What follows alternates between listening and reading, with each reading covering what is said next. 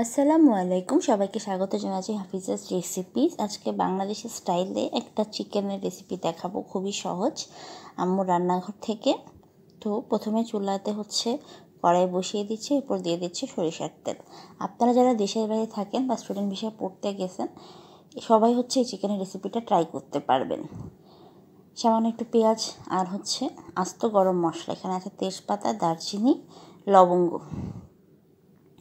যখন কাঁচা মশলা ঘ্রাণটা ছাড়বে, এই পর্যায়ে কিন্তু চুলাটা আপনার হাই মিডিয়াম আঁচে রেখে রান্না করবেন। আদা রসুন পেস্ট দিয়ে দিবেন। যারা দেশের বাড়ি থেকে বাংলাদেশি খাবার মিস করছেন, তারাও সহজেই চিকেন রেসিপিটা তৈরি করতে পারেন। আর এরপর একটু বাদাম পেস্ট আর কাঁচা জিরা পেস্ট, এই দুটো জিনিস এখানে ব্যবহার করতে হবে।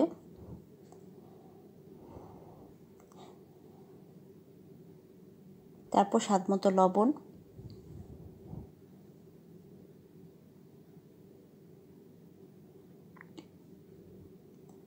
হলুদ গুঁড়া,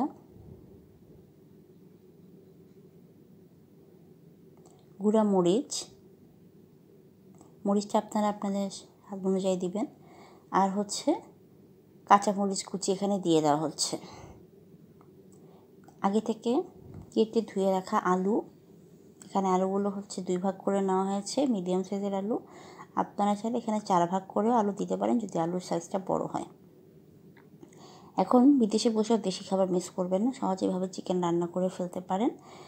সামান্য একটু পানি দিয়ে দেওয়া হচ্ছে, এখানে ব্যবহার করা হচ্ছে ওয়ান মর্টার, যেহেতু এটা আপনার পাকিস্তানি মুরগি, আই গেস।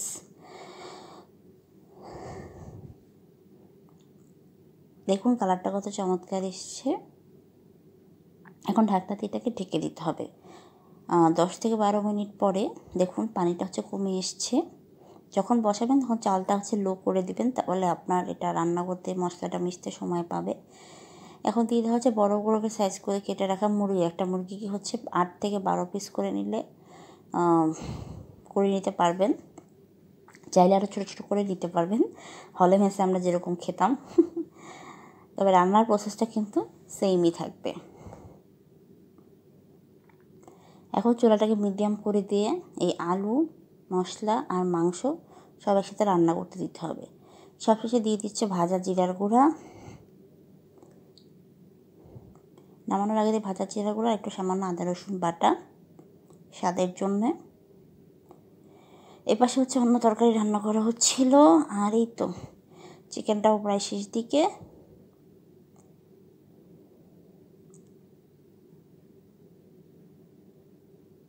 এবার সামান্য একটু পানি দিয়ে এটাকে রান্না হতে বসিয়ে দেওয়া হবে। চুলাটা দেখুন লো মিডিয়াম আঁচেই আছে। এখন ঢাকনা দিয়ে ঢেকে দেবেন। পানি কমে আসলে দিয়ে দিবেন কাঁঠাল বিচি।